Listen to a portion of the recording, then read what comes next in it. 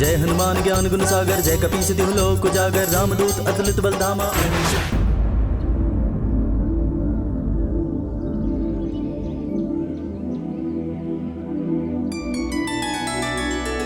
संतान प्राप्ति अस्तु। हम जानना चाहते हैं कि हमें यह सौभाग्य कब प्राप्त होगा। भगवान भोले शंकर को प्रसन्न करने के लिए अंजना को 12 वर्षों तक कठिन तपस्या करनी होगी।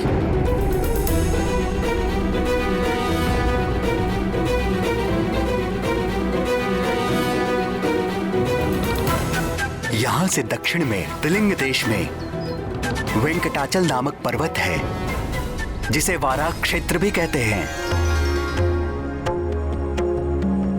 भगवान श्री विष्णु के तीसरे अवतार श्री आदि वाराह ने पृथ्वी का उद्धार करने के पश्चात उसी स्थान को अपना सतत निवास स्थान चुन लिया था।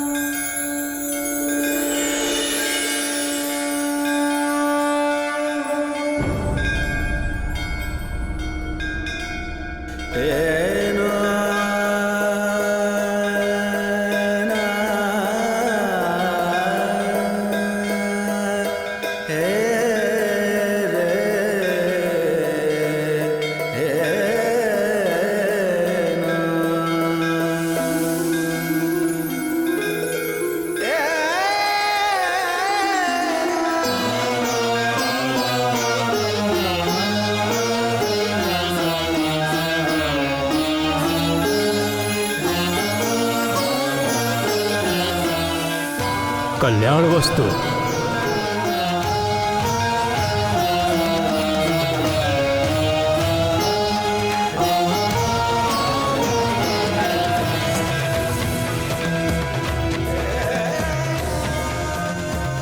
उसके उपरांत आकाश गंगा तीर्थ में स्नान करके तपस्या आरंभ करना। भगवान उमाकांत अवश्य कल्याण करेंगे।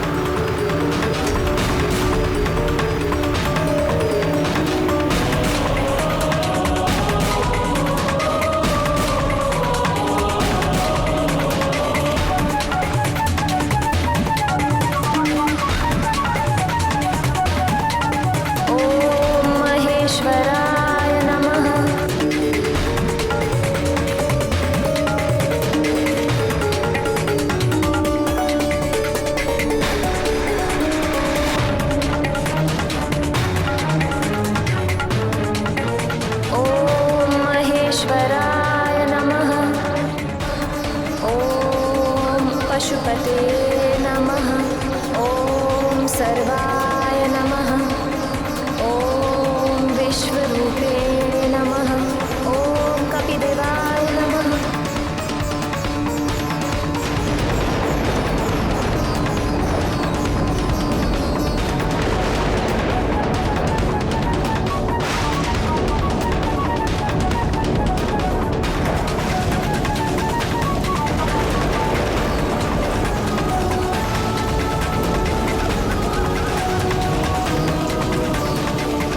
ओम नमः शिवाय। ओम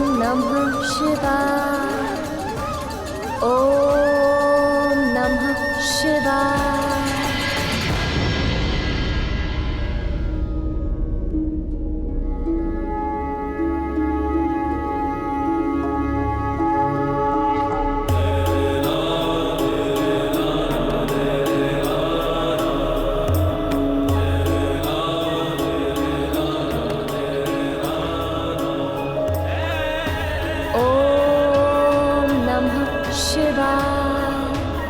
ओम नमः शिवाय। ओम अघोराय नमः। ओम पशुपते नमः।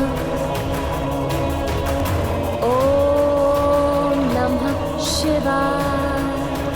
ओम नमः शिवाय।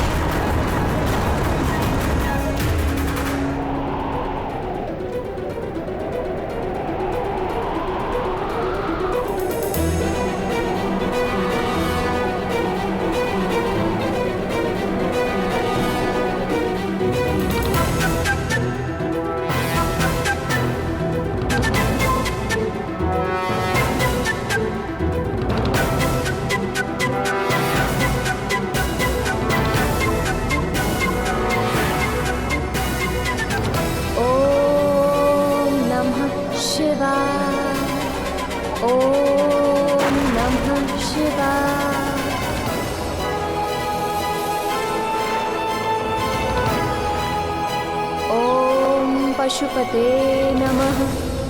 इसी प्रकार कठोर तप करते हुए 12 वर्ष व्यतीत हो गए। अंजना की इस घोर तपस्या को देख देखकर करुणामयी जगत जननी भगवती पार्वती का हृदय निरंतर पसीजता रहा, किंतु कैलाशपति भगवान आशुतोष अपनी समाधि से बाहर आने का कोई संकेत तक नहीं दे रहे थे। अंततः सत्व मूर्ति शैल पुत्री का धैर्य छूटने लगा।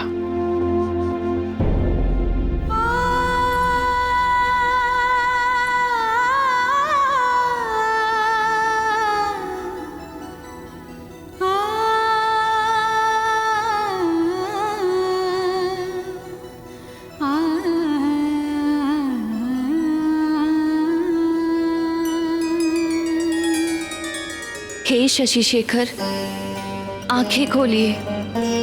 अंजना के तप से समस्त लोग कंपित हो उठे हैं। हे दीनानाथ, आप तो आशुतोष हैं, अपने भक्तों पर शीघ्र प्रसन्न हो जाते हैं।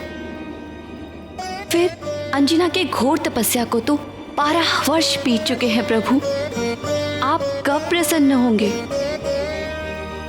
उस दीन के प्राण संकट में है दीनबंधु, दया कीजिए। आपके अंश का अवतार काल भी निकट आ पहुंचा है। आंखें खोलिए स्वामी और उसे उसकी तपस्या का फल दीजिए। आंखें खोलिए स्वामी और उसे उसकी तपस्या का फल दीजिए।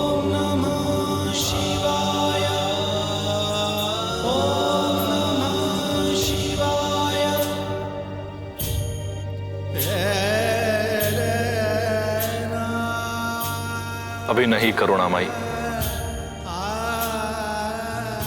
अभी एक परीक्षा शेष है।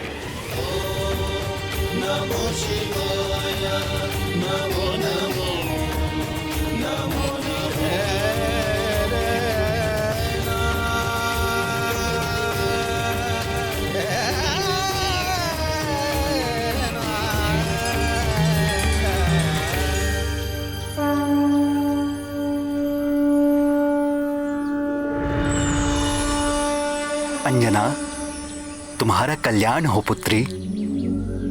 तुम्हारी तपस्या पूर्ण हुई। आंखें खोलो पुत्री।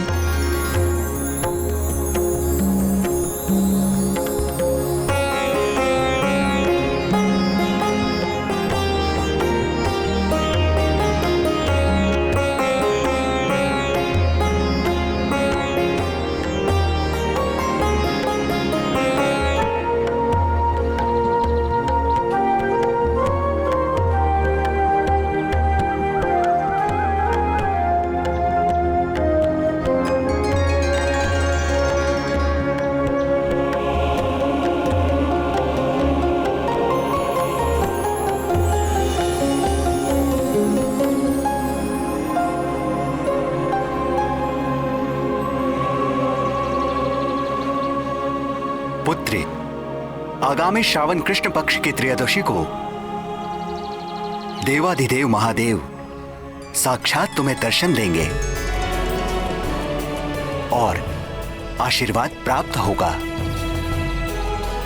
उनके स्वागत का प्रबंध करो पुत्री।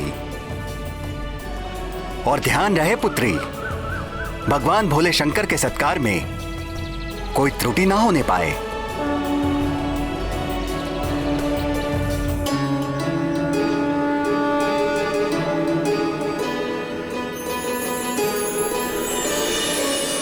जब ब्रह्मा जी की 100 दिव्य वर्षों की आयु पूर्ण हो जाती है तो मैं प्रलयकालीन संवर्तक सूर्य बनकर अपनी प्रचंड किरणों से समुद्र, पृथ्वी और प्राणियों के शरीर से सारा जल सोख लेता हूं। जब समस्त ब्रह्मांड दहकने लगता है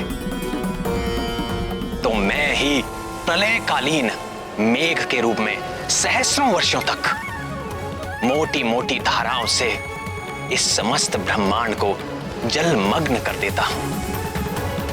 तब पृथ्वी जल में विलीन हो जाती है, जल तेज में, तेज वायु में, वायु आकाश में और आकाश अहंकार में लीन हो जाता है, अहंकार महतत्व में और महतत्व मूल प्रकृति में लीन हो जाता है।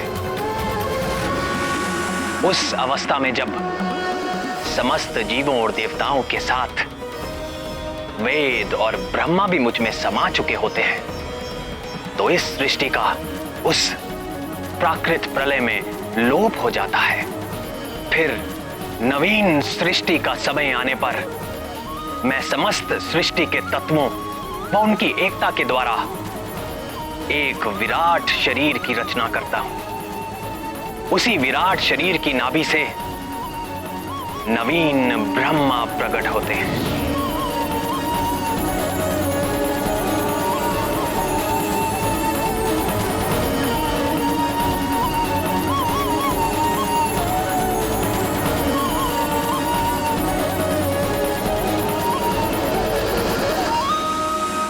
अगली प्राकृत सृष्टि के आरंभ में प्रिय हनुमान ब्रह्मा बनकर अपने इस जन्म में अर्जित ज्ञान, विज्ञान और मेरी प्रेरणा के आधार पर वेदों व पुराणों को धारण करेंगे।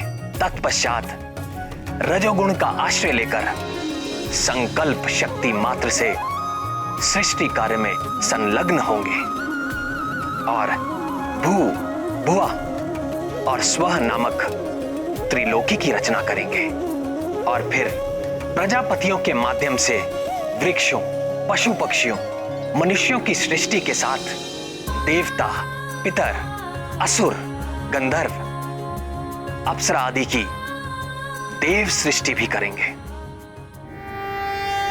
यन्नाभि पद्म भवनादहमासमीक्ष्य लोकत्रयोपकरणो यदनुग्रहेण तस्मै नमस्त उदरस्त भवाय योग। अपने आराध्य श्री राम के गुणगान और उनकी सेवा के अतिरिक्त महाबली हनुमान के हृदय में और कोई अभिलाषा नहीं। उनके लिए सारा संसार सिया राममय है। वो चुटकी बजाकर अपने प्रभु की उबासी दूर भगाएं या ब्रह्मा होकर सृष्टि करें, सब कुछ उनके लिए राम काज ही है। नैव मे दृशमनुस्पृशत्स्त भवाय योग निद्रावसान विकसन्नलिने क्षणाय सोऽयं समस्त जगतां सुहृदेकयात्मा सत्त्वेन यन्मृळयते भगवान् भगेन। हनुमान जी की इतनी महिमा सुनकर मेरे मन में उनकी बाल लीला सुनने का चाव और बढ़ गया है। किंतु प्रभु, उसके पहले उनके जन्म की कथा तो पूरी कीजिए। भगवान भोलेनाथ ने कब और कैसे अंजना को आशीर्वाद देके उसकी मनोकामना पूर्ण की, थोड़ा विस्तार में बताइए ना प्रभु। हाँ श्याम सुंदर, महादेव ने माता पार्वती से कहा था कि वो एक और परीक्षा लेना चाहते हैं। फिर क्या हुआ?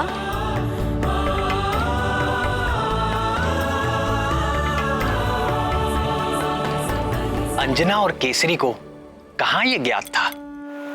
वो तो भगवान नंदीश्वर के स्वागत का आयोजन कर उनकी प्रतीक्षा कर रहे थे।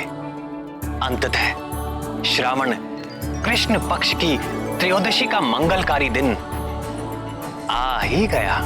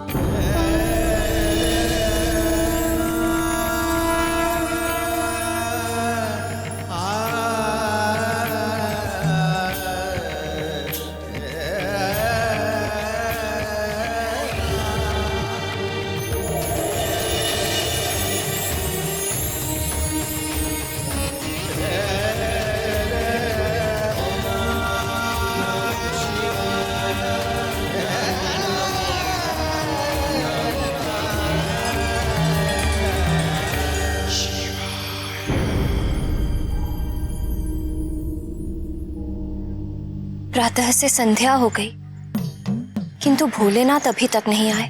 भक्ति भिक्षाम देहि, भवति भिक्षाम देहि, भवति भिक्षाम देहि।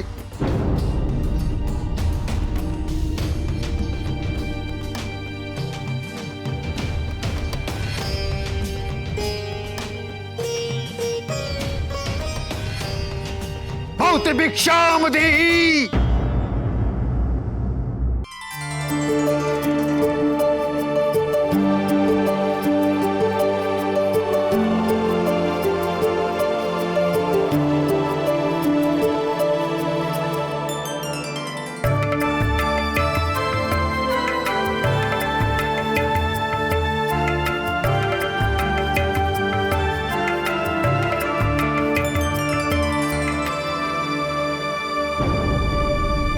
क्या इस बूढ़े के साथ उपहास कर रही हो?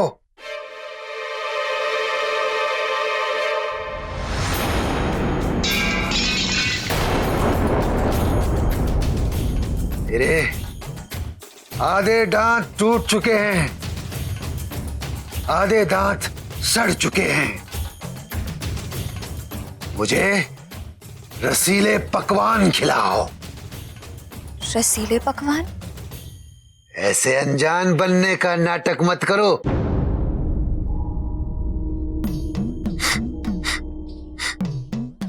तुम्हारी रसोई में 56 भोग पकाए गए हैं और मैं बड़ी दूर से तुम्हारी उस सुगंध के पीछे यहां तक चला आया हूं। मैं वो भोग लगाए बगैर तुम्हारे द्वार से नहीं जाने वाला हूं।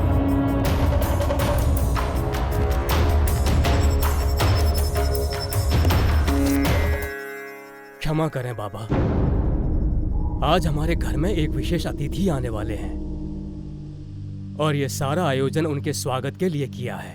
तुम कह रहे हो कि मैं अतिथि नहीं हूं? मैं बूढ़ा, दरिद्र, करूप हूं, इसलिए वो अतिथि नहीं होता जिसको न्योता देकर बुलाया जाए। अतिथि वही होता है जो बिना बुलाए किसी भी तिथि में चला जाए। नहीं नहीं बाबा, मेरी बात का अर्थ ये था कि ये सब हमारे इष्ट नहीं, अनिष्ट होगा तुम्हारा। मेरे समान बूढ़े दरिद्र भूखे को भोजन न करा के कोई भी इष्ट प्रसन्न नहीं होने वाला। बोलो, कराते हो 56 भोग? तो मैं चला।